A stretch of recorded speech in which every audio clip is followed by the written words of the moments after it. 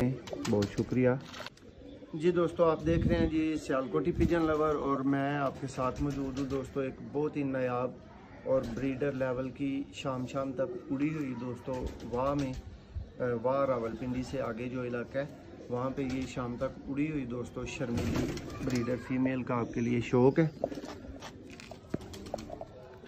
Video को like करें, share करें, और ये वीडियो बेशुक्रिया उस्ताद डॉक्टर मून,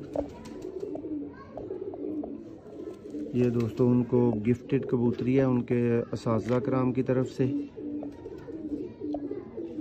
और यहाँ पे जी ये लोहा मनवा चुकी है, उनके मुताबिक उनकी छत पे इससे बेहतरीन कोई कबूतर आज तक उड़ा नहीं है।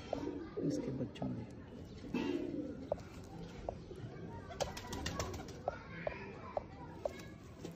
वीडियो को लाइक करें, शेयर करें, चैनल को सब्सक्राइब करें।